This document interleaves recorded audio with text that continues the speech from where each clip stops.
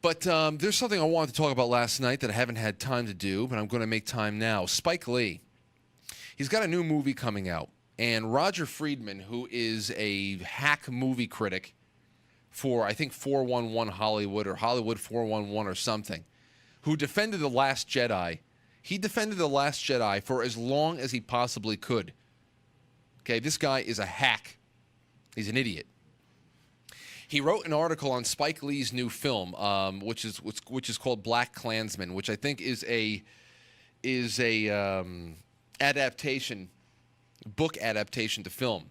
But I'm just going to read three select paragraphs from this review of Black Klansman that is premiering out at Cannes in France, the movie festival out there, film festival. This is what Roger Friedman writes. Let's jump to the chase. Spike Lee made this book into a movie to show that racism, anti-Semitism, all existed as does today the same way 40 years ago. The exact same way, Roger Friedman says. Exactly. Nothing has changed in 40 years. Nothing. I guess it's actually gotten worse, if you think about it. But you have to actually talk about the in-between there, too. But he continues. Lee shot the movie before the events in Charlottesville, Virginia last year. It was done, perhaps.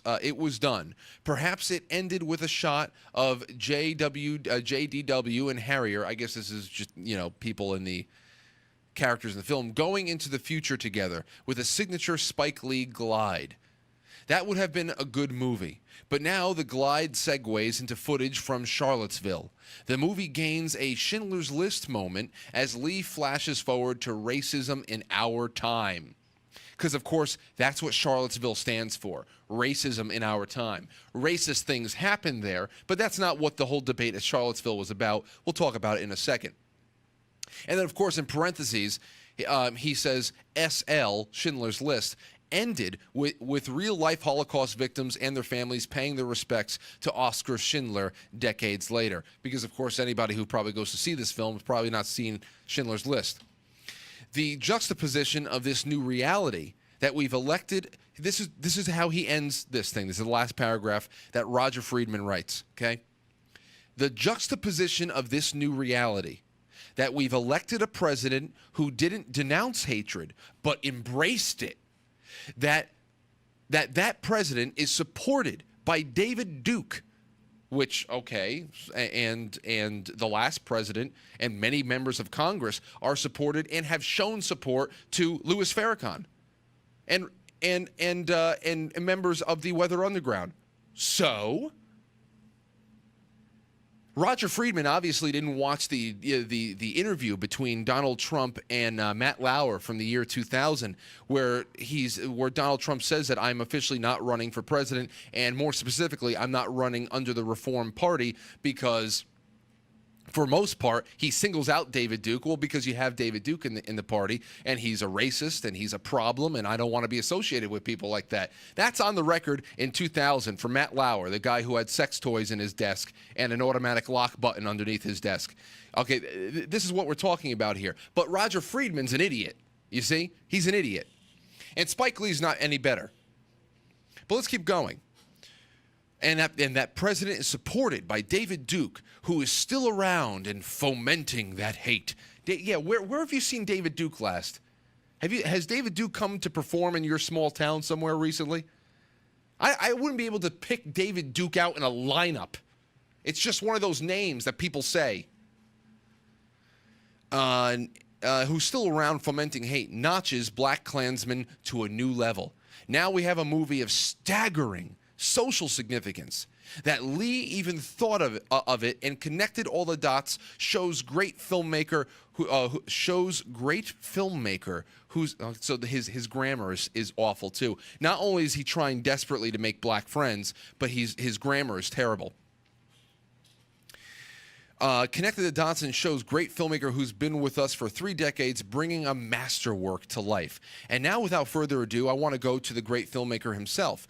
I want you to listen to Spike Lee over here just for a second. This is what he said with Kylo Ren standing right beside him over there. It was a defining moment. Ready? Hold on, listen. Wait. It was house. I'm not gonna say name. It was a defining moment. It was not just for Americans, for the world. And that was given a chance to say we're about love and not hate. And that did not denounce the Klan, the alt-right, and those Nazi. It was a defining moment. So we don't have to go much farther than that. So there you go. So he was referring to the president as motherfucker. That was his name for the day. And that's Spike Lee. There you go. And lead in, and of course the Associated Press says Spike Lee blasts the president, Trump, at Cannes. And I'm thinking to myself, Lee didn't blast anybody. He didn't blast anyone. He just repeated the same old tired shit with a different cadence and at a different tempo. Same old tired shit. Charlottesville, it has now become just one of many new Remember the Alamo moments for the Marxist media. That's exactly what it is. Just every couple of months, some ornery grump says the same exact thing in a different way, and then we're told by the media that we need to shield our eyes because the blast that Trump just took was too intense. Shield your eyes from this blast. It's the same old thing, only this time it's... He had a chance. The motherfucker had a chance to denounce hate and motherfucker. That's what it was. Same exact shit, different cadence. And that's a blasting? Unbelievable. Unbelievable. And there were good people on both sides of the Charlottesville demonstration. That's what he said. And that is the truth. That is the truth. Okay? It was over a statue. Remember, everybody, there was a time during last summer when people were looking to rip down anything that was bronze and more than 50 years old? You remember that? That was what was going on. You had unaffiliated patriots there, completely unaffiliated groups of people who were there making arguments about the preservation of history, for and against the preservation of history. Even if you were there wanting to see every Civil War statue come down in the country, there were people there making that argument to take the statue down peacefully. And there were people there making the argument to preserve our history peacefully. Okay? They weren't there condoning slavery in the 21st century. That is not a brave argument to make. Nobody's condoning slavery. We're talking about history. But then you also had a violent cocktail of Antifa, of, yes, neo-Nazis, of, yes, Black Lives Matter, and they've been nothing but violent for the most part. At least their most vocal wing has been nothing but violent and asking for violence. And of course, yes, you also did have some kind of a weird mix of tiki torch carrying trolls who made up the always shifting definition of what it means to be alt-right. You can go out in the street right now and ask the first 10 people that you find to define what alt-right is, and you'd get 10 different definitions. They would all loosely be tied together by some form of racism.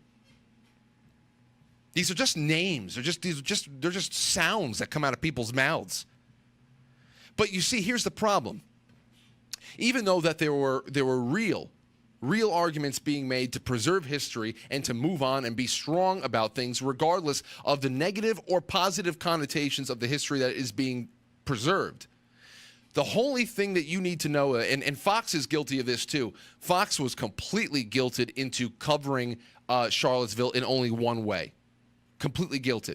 In fact, the president was one of the few people who actually, and I know there's a lot of people on the right that said, well, he didn't handle it very well. He waited. Oh, God forbid he waited to see what was going on instead of coming out and offering up a verdict and using some irredeemable part of our past as proof of said verdict. which is what we did for the 8 years before that, where any little thing that happened in any town in America already had a verdict attached to what was going on. You know, but here's the thing is, if 95% of the media is supportive of Antifa and Black Lives Matter, then the story boils down to one thing, that the KKK showed up to hit people with cars in order to protect their beloved Confederate statues, and that Donald Trump said that they were good people. That is all it boils down to if all you hear, if the only people telling the story are these lunatics. There are concessions to be made. Yes, there were bad people there, racists on both sides, if you catch my drift, but there were also unaffiliated good people there that were also just arguing for the preservation of history, because this Marxist tear-it-all-down nonsense is bullshit.